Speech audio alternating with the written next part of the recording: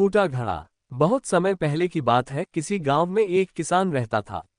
वह रोज भोर में उठकर दूर झरनों से स्वच्छ पानी लेने जाया करता था। इस काम के लिए वह अपने साथ दो बड़े घड़े ले जाता था, जिन्हें वो डंडे में बांधकर अपने कंधे पर दोनों ओर लटका लेता था। उनमें से एक घड़ा कहीं से फूटा हुआ था और दूसरा एकदम सही था। इस वजह से रोज घर पहुंचते पहुंचते किसान के पास 1.5 घड़ा पानी ही बच पाता था। ऐसा 2 सालों से चल रहा था। सही घड़े को इस बात का घमंड था कि वो पूरा का पूरा पानी घर पहुंचता है और उसके अंदर कोई कमी नहीं है। वहीं दूसरी तरफ फूटा घड़ा इस बात से शर्मिंदा रहता था कि वो आधा पानी ही घर तक पहुंचा पाता है और किसान की मेहनत बेकार चली जाती है।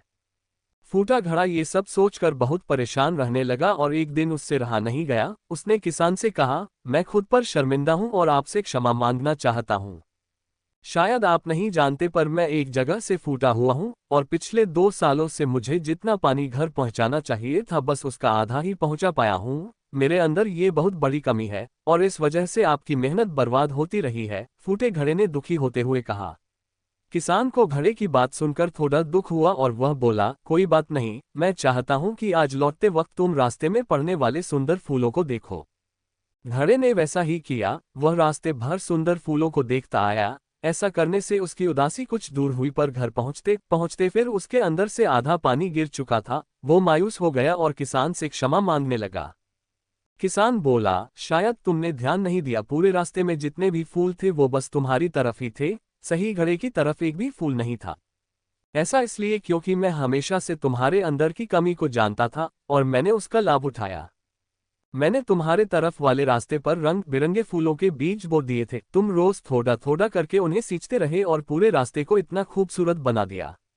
आज तुम्हारी वजह से ही मैं इन फूलों को भगवान को अर्पित कर पाता हूं और अपना घर सुंदर बना पाता हूं। तुम ही सोचो, अगर तुम जैसे हो वैसे नहीं होते तो भला क्या मैं ये सब कुछ कर पाता।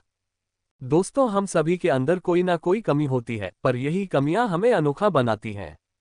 उस किसान की तरह हमें भी हर किसी को वो जैसा है वैसे ही स्वीकारना चाहिए और उसकी अच्छाई की तरफ ध्यान देना चाहिए। और जब हम ऐसा करेंगे तब फूटा घड़ा भी अच्छे घड़े से मूल्यवान हो जाएगा। दोस्तों, आशा है आपको ये फूटा घड़ा कहानी पसंद आई होगी। तो प्लीज लाइक करें, कमेंट करें और अपने फ्रेंड्स के साथ शेयर भी करें। इसी तरह की मज़ेदार हिंदी स्टोरीज के लिए हमें सब्सक्राइब करें। Please please please. थैंक्स।